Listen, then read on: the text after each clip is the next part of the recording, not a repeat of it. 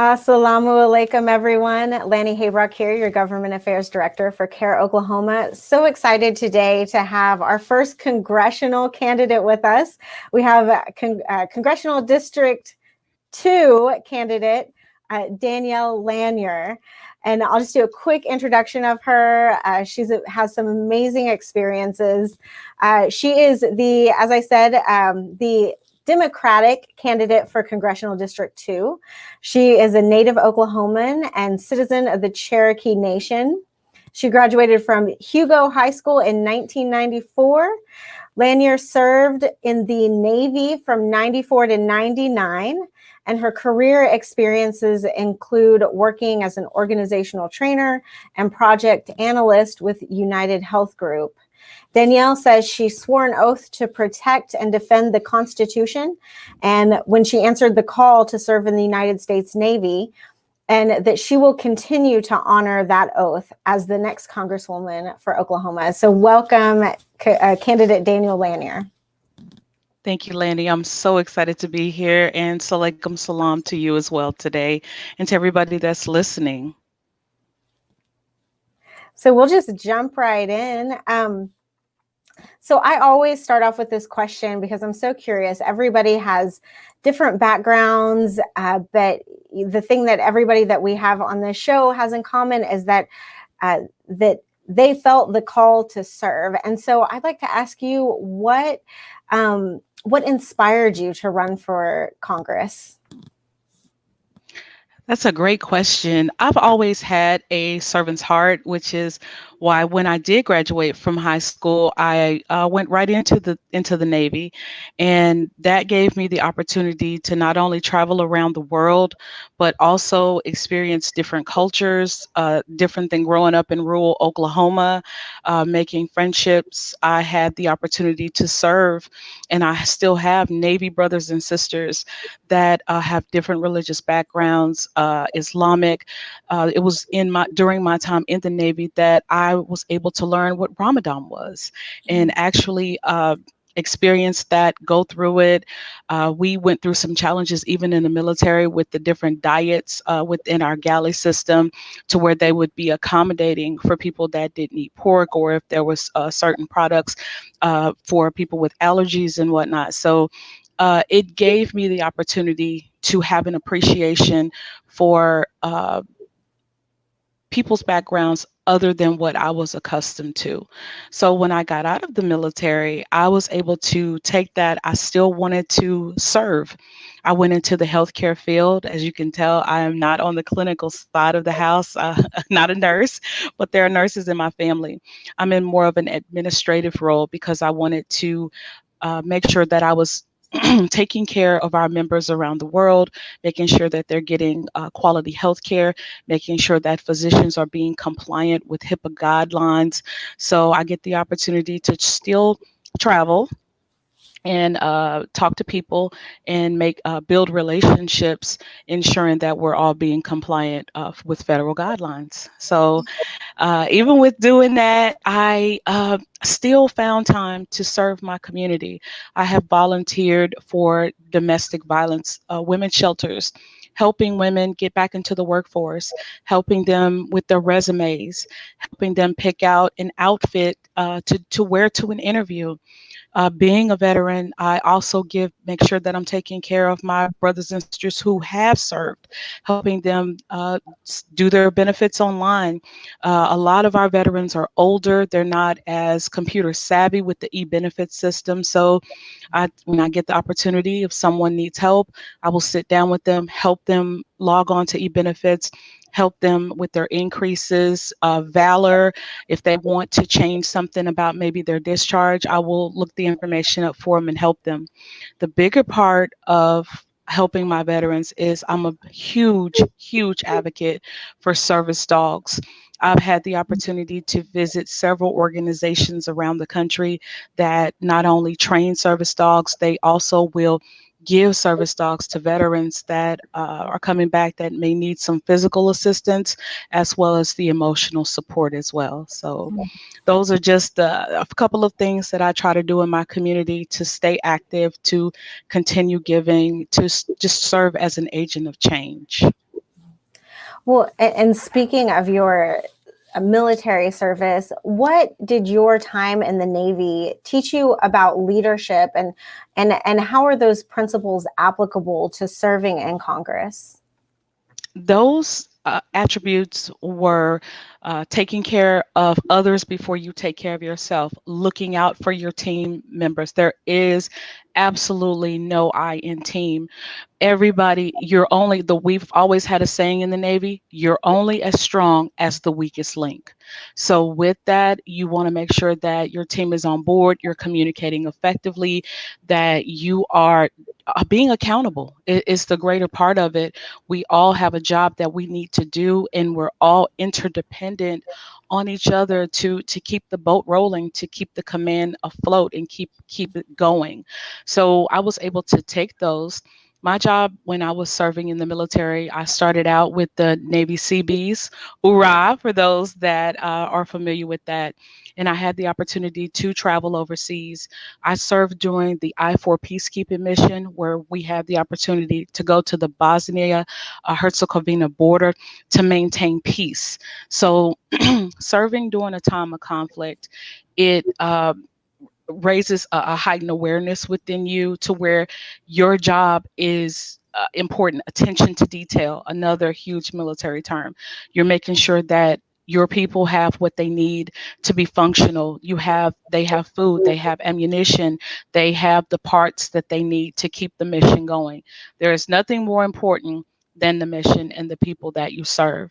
So that's what I'm bringing to the table when it comes to serving in Congress. Diplomacy. When you are in a different country, there's a certain level of respect that you carry as an American being in a foreign country.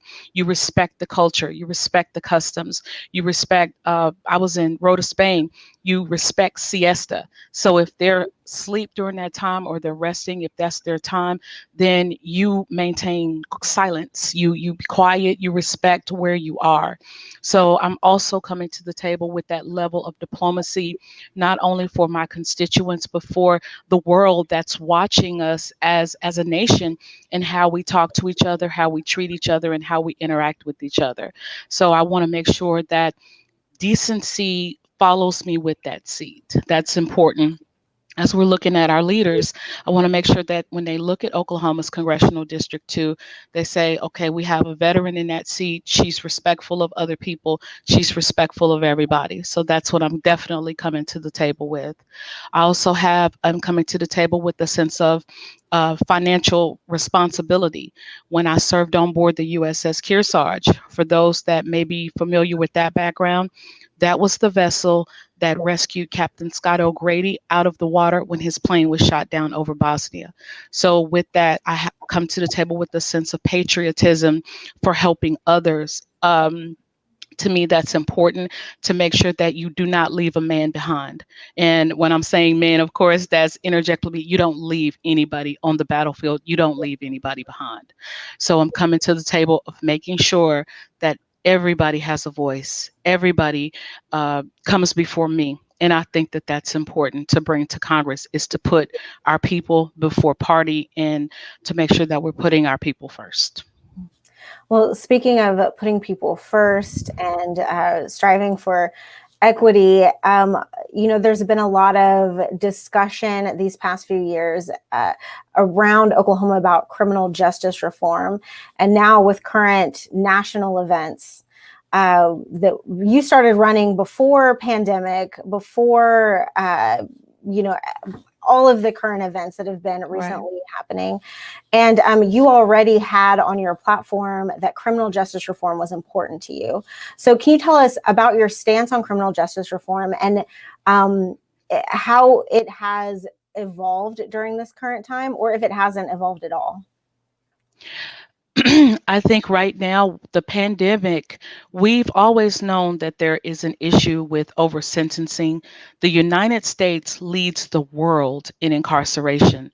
Oklahoma is one of the leading states in the United States that leads in incarceration, especially with women. So we've always known that there is this ongoing issue that's happening here. COVID-19 has turned, if you will, has really put a spotlight on the disparities that exist within our criminal justice system.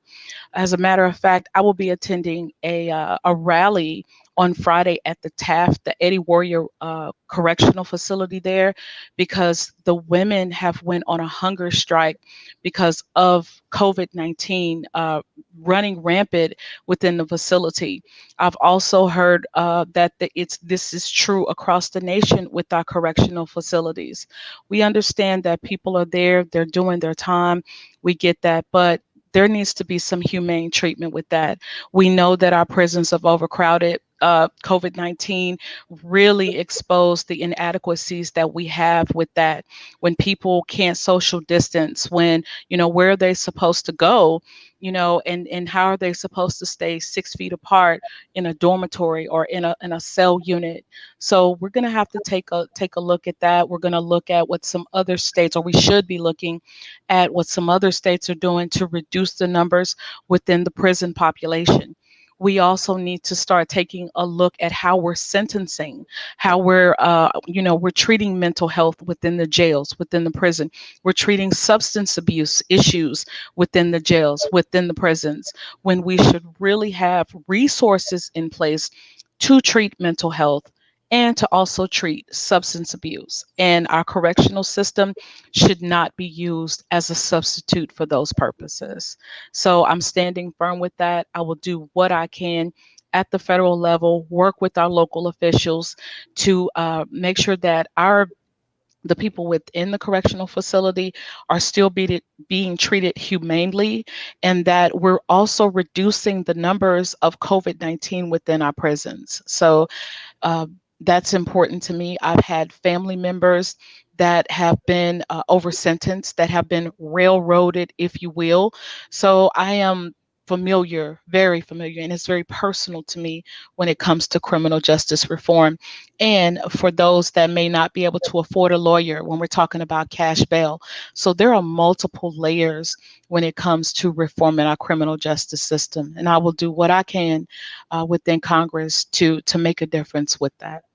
Yeah, I can definitely see your philosophy of no man left behind in your Yes. answer to that. So switching topics a little bit, the very first issue listed on your website for your policy platform is protecting our resources. Tell us more about that.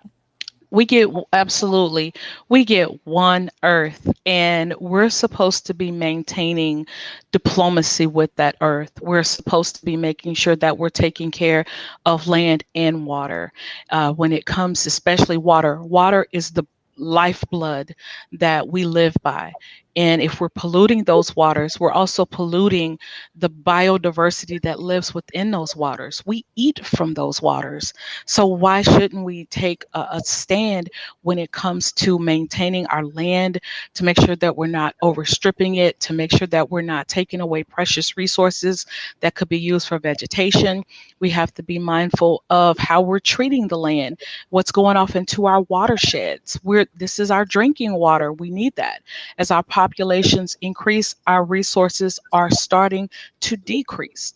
We also need to take a look at our climate change system. Climate change is real, and it's going to take all of us. And when I say all of us, I mean it's going to take our business owners, our landowners, our public elected public officials, and our local citizens to come together as a joint task force to address the issues that we're having.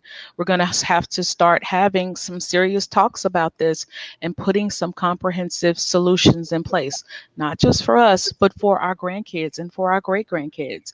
This earth is here for them as well. And if we don't start doing that now, what are we going to leave them? What are they going to inherit? Do we want this to be our legacy? So those are questions I normally ask other people, is how can we design some solutions for protecting our earth and protecting our land and waters? Thank you. So, we talked a little bit about the pandemic. And my question for you is, there's been a lot of conversation around the problem of voter accessibility and absentee voting during this time. What are your thoughts on voter accessibility for November? That's a great question. We know that right now it is a lot of controversy that is surrounding absentee voting, voting by mail. I'd like to say, as a veteran, we have service members that are serving overseas. That is the only way that they're able to vote. That was how I voted back in the 1990s when I was in Spain or when I was in Guam. I had to vote by absentee ballot. Let's not allow this to become so politicized that we forget that their voices need to be heard too. And if we're interfering or undermining our U.S. postal system, we're undermining them. So we need to take that into accountability of our people that's abroad and that they need to vote. As far as the people that want to go and vote in person, we need to think about expanding our polling places, maybe open up a little bit earlier to allow for senior citizens or those with disabilities to get there a little bit earlier so that crowds don't form. We need to make sure that maybe we can expand hours on the locations. We need to expand the locations. We need more people stepping up to volunteer to be election judges. This democracy is for everyone, and we all need to chip in, do our part, and make sure that everybody has the opportunity for their voices to be heard. So those are some comprehensive solutions. And I say, as far as what we see all over the media, what we see on the news is a lot of, rhetoric designed to scare people to either rush to the polls or stay away from the polls. Everyone is going to have to decide the best route for them. But the idea is that we need to make sure that we have more than one route, more than one way for people to make their voices heard, and to make sure that our election gets the security and the accessibility that it deserves. Yes, thank you. So for those of us not as familiar with the geography of Congressional District 2, can you kind of tell us what cities are in your district and what that kind of looks like? Absolutely. Oklahoma's Congressional District 2 is a large district. It is 26 counties, all stretching all the way from the top of the Kansas border up by Miami, stretching all the way down to Tahlequah, where I was born, by the way. We can come down a little bit further to my hometown of Hugo. We can go over to Ottaville. We can go over to Colgate. We have Muskogee in there.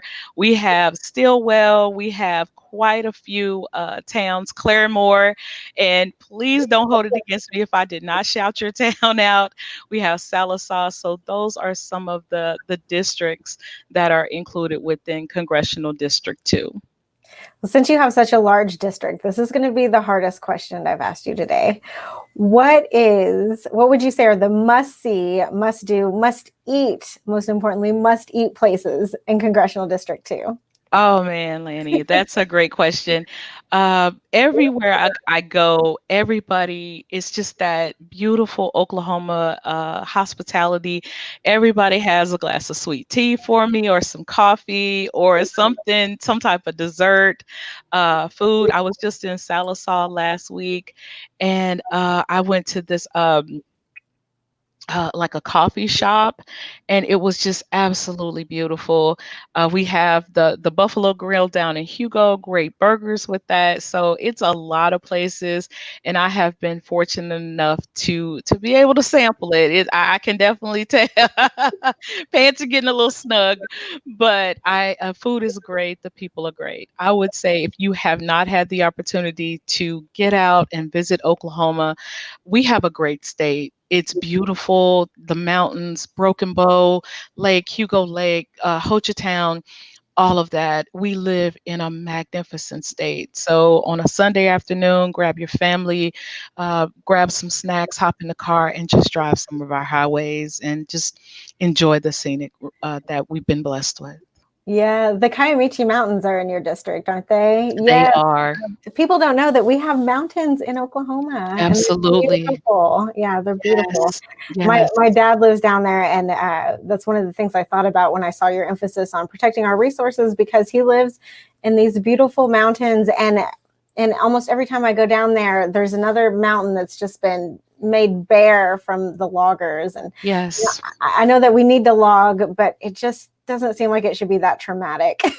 Balance. We got to find some balance somewhere with that. Exactly like you said, when you're able to visibly notice the difference on a mountain, that means that we're getting out of balance, and we're going to have to fix that. One person can't do it alone. I don't want anybody to think that, oh, I'm about to put this S on my chest and put my cape on and get on out there. But I want to work across the aisle with all constituents, with everybody, to make sure that all solutions are coming to the table and we can find the best one. I think it's important, and it certainly has been important to me. COVID-19 changed the way that we interact with people. I don't get the opportunity to really knock on doors. So we've had to rely a little bit more on social media. I've had to rely a little bit more on sending our postcards through our mail system. I've had to rely a lot on word of mouth to let people know that I'm running. So any opportunity that I get, I try to make it. The county fairs are coming up. We've had a couple of rodeos I've been involved in. I come from a ranching background, a farming background. My my dad was deeply into FFA. My brother was a bull rider. So rodeo is just really personal to me. I got the opportunity to ride a horse. I haven't ridden in a horse in like 20 years. And it just brought it all back for me, and it just makes me love my state and my hometown even more. So it's been an experience out here, and it goes along with preserving our resources as well, and preserving our culture. Well, we appreciate you coming on our show today and sharing your wisdom, and we appreciate your courage in running. That takes a lot to step up and do that. If you're interested in finding more about Danyell's her campaign and what else she stands for, and if you want to volunteer or donate, you can go to danyellforcongress.com, and we've got it running across the bottom there for you. And Danyell, I'll give you the last word. Any final thoughts for our viewers today? Yes, make your voice heard, whether you choose absentee voting or you want to go in person because you think that it's a little bit more patriotic. Please, please just vote. Your vote is your voice. This election belongs to all of us, so make your voice heard. Thanks for joining us today. You've been watching Coffee with the Candidates, and we'll see you next Wednesday. Thank you, Lani. Bye, everybody.